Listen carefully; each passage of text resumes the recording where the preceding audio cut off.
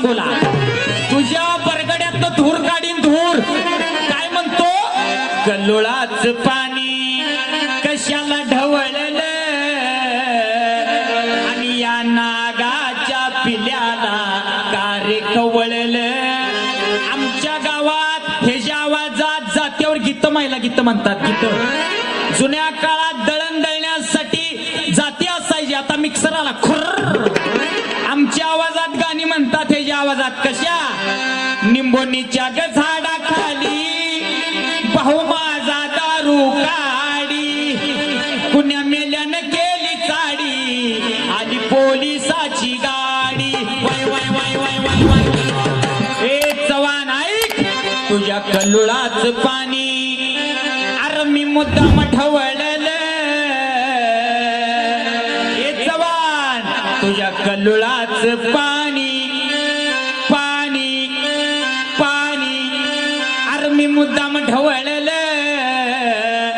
आणि या नागाच्या पिल्यासाठी मुंगूस पाळलं. या नागाच्या पिल्यासाठी मुंगूस पाळलं. या नागाच्या पिल्यासाठी या नागाच्या पिलासाठी मुंगूस पाळलं. या नागाच्या पिलासाठी मुंगूस पाळलं. या नागाच्या पिलासाठी मुंगूस पाळलं.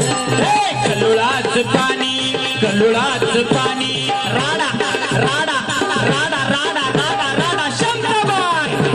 कल्लोळाच पाणी मुद्दाम ढवळलं नागाच्या पिल्ल्यासाठी मुंगूस पाळलं. या नागाच्या पिल्ल्यासाठी मुंगूस पाळलं. या नागाच्या पिलासाठी मुंगूस पाळलं. या नागाच्या पिलासाठी मुंगूस पाळलं. संतांनी मानवी मनाची मशागत करण्याचं काम केलं. जो वाईट मार्गाने समाज चाललाय तो भक्तीच्या मार्गावर चांगल्या मार्गावर आणण्याचं काम आमच्या संतांनी केलं. या समाजाला वाईट विचाराचा रोग झाला मग एकनाथ महाराजांनी भारूड नावाची सलाईन या समाजाला लावली आणि त्या भारूड नावाच्या सलाईन मध्ये भक्ती परमार्थ आणि प्रबोधनाचं इंजेक्शन नाथ महाराजांनी सोडलं. म्हणून एकनाथ महाराज म्हणतात अरे त्या धन्यानं गाव हवाली केला. धन्यानं गाव हवाली केला. ऐकलं तर भारुडाय नाही तर जीवाला भिरुडाय. मग धनी कोण आणि गाव कोणता याचा विचार करणं गरजेचं आहे. धनी म्हणजे भगवंत देव परमेश्वर. देवानं आम्हाला गाव दिला. कोणता गाव कुळसम बार्शी लातूर जयसिंगपूर अण्णा चव्हाण तिकडे कर्नाटक. आज इथं उघड फाटक नाही झाडाला लटक यातला कुठला गाव नाही. 3.5 हाताचा देहगाव शरीर नाथ महाराज म्हणतात अरे त्या धन्यानं गाव हवाली केला पण विसरत त्याचा दादा तुम्हाला पडला. ज्याने देह दिला दान त्याचे करावे भजन पण त्या भगवंताचं नामस्मरण मात्र आमच्या या मुखामध्ये येत नाही. पण महाराज पुढे जाऊन सांगतात शेवटी यमाजी बोवाचा टोला तुम्हावरी बसेल की जी मायबाप.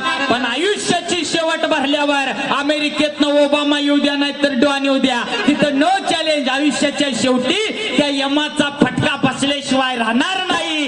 एकनाथ महाराज म्हणतात अरे हवाली केलाय गाव धन्यानं हवाली केलाय गाव हवाली केला गाव धन्यानं हवाली केला गाव हवाली केला गाव धन्यानं हवाली केला गाव. हवाली केला गाव धन्यानं हवाली केला गाव.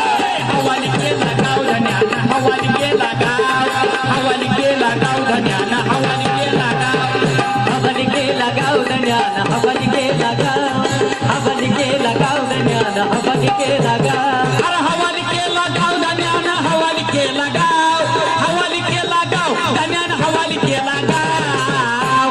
मगाशी सांगितलं जुन्या चालीचा भारुडकार आला की लोक झुपली म्हणून समजा. चाली कुठं लावायला लागतात दादा. डोकं फिरलं या बाईचं डोकं फिरलं या हवाली केला गाव धन्यानं हवाली केलाय गाव. हवाली केला गाव धन्यानं हवाली केला गाव. हवाली केला गाव धन्यानं हवाली केला. तुझा गाव भरला पाचानी हे शरीर पंचमहाभूतांनी तयार झालं. अग्नी वायू पृथ्वी आप आणि तेज या पंचमहाभूतापासून या शरीराची रचना झाली. एकनाथ महाराज म्हणतात तुझा गाव भरला पाचानी. अरे 25 तत्व या शरीरात आहेत धनी पण तेही गुंत व्यसनी आम्ही विसरून गेलो त्या धन्याला की जी मायबाप. मग या गावात वस्ती भरपूर आहे, म्हणजे तुमच्या कुळसम गावात वस्ती चांगली यातील विषय नाही. जोपर्यंत या शरीरात देह गावात ताकद चांगली आहे तोपर्यंत या गावात वस्ती भरपूर आहे. तववरी आपले हित पहावे, तोपर्यंत भक्ती परमार्थ करा, तोपर्यंत पंढरपूरची वारी करा, तोपर्यंत असं भजन भारुड कीर्तन आहे का कधी. जोपर्यंत शरीरात ताकद आहे तोपर्यंत तुम्ही म्हणसाल बाबा पण म्हातारपणी भक्ती करू, पण म्हातारपणी भक्ती होत नाही मावशी. म्हातारपणी काय होतं दादा, तोंडाचं दात पडलेलं असतात त्यावेळी राम राम राम म्हणा गेल्यावर तोंडात येतं यम यम यम, मग यमदारात येईल. म्हणून भक्ती परमार्थ जोपर्यंत शरीरात ताकद आहे तोपर्यंत करा. हा संदेश नाथ महाराजांनी आजच्या समाजाला दिला. तुम्ही म्हणचाल तारुण्यात मज्जा करू, बघू भक्ती परमार्थ म्हातारपणी, पण म्हातारपणी काय होईल एकनाथ महाराज सांगतात. अरे या डोळे गावाची लागती कवाडे, अरे नाकापुरी शेंबूड बदा बदा रे पडे, तुझ्या तोंडापुरची 32 खेडे ओस पडतील की जी मायबाप. मग गुडगे गावाची मेटे मोडती, अरे पायगाव दुखायचं चालूच राहती, ही हातापुरे वाळून जाती, आईशी फजिती म्हातारपणी होईल बाबा. हे मान गाव डगमगेल, मग पोट गाव तुमचं पाठीला लागेल, धोपरपुरीचा मनका मोडेल, आईशी फजिती म्हातारपणी होईल बाबा. नाथ महाराज म्हणतात म्हातारपणी मानगाव डगमगेल, पण मान हलायचं सुद्धा प्रकार आहे. कसं म्हणचाला, एखादं म्हातार असू द्या मराई टेकलेलं म्हातार, त्याची मान अशी हलती बघा आडवी, नक नक नक नक नक. आणि एखादी म्हातारी असू द्या मराई टेकलेली म्हातारी, त्याची मान अशी उभी हलती. त्याला कारण आहे, ज्यावेळी म्हातार तारुण्यात असतं त्यावेळी चांगला म्हातारीला त्रास दिलेला असतो. एक भांडीगार, स्वयंपाककार, शेवटी बायको नवऱ्याचं ऐकावं लागतं. पुरुष प्रधान संस्कृती, पण म्हातारपणी गाडी रिव्हर्स गिअर घेते. म्हातारपणी म्हातारी म्हाताऱ्याला म्हणती नवधनी तवाजा काय दम राहिलाय काय, राहिलाय काय, राहिलाय काय. म्हातार म्हणतं नाही ग नाही ग नाही ग. ही अवस्था म्हातारपणी होईल. म्हणून भक्ती परमार्थ समाजसेवा जोपर्यंत शरीरात ताकद आहे तोपर्यंत करा. हा संदेश इथल्या तरुण पिढीला नाथ महाराजांनी 500 वर्षापूर्वी दिला. पण आजच्या या समाजात तरुण पिढीची, तरुण पोरांची अवस्था काय व्हायला लागली. तरण्यांचं झालंय कोळस, तारुण्याच्या मध्ये न माने कोणाशी. महाराज म्हणतात काय अवस्था आहे, तरण्यांचं झालंय कोळस, म्हाताऱ्याला आलंय पाळस. तरुणांचं झालंय कोळस, म्हातारीला आलंय पाळस. तरुणांचं झालंय कोळस, म्हाताऱ्याला आलंय पाळस. तरुणांचं झालंय कोळस, म्हाताऱ्याला आलंय पाळस. तरुणांचं झालंय कोळस, म्हाताऱ्याला आलंय पाळस. कारण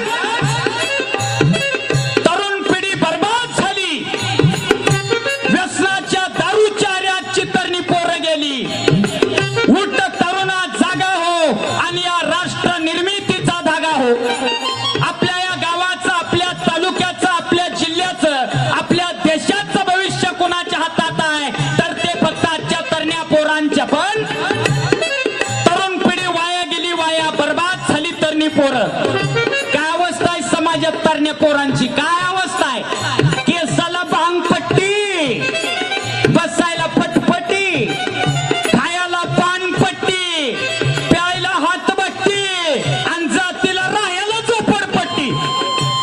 या अवस्था तरण्या पोरांचे. म्हणून तरुण पिढीनं सावध राहणं गरजेचं आहे.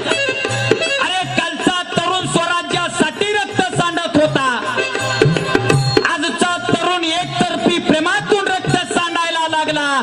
मग उद्याचा तरुण जर आम्हाला आदर्श नागरिक घडवायचा आहे तर संतांच्या आणि महापुरुषांच्या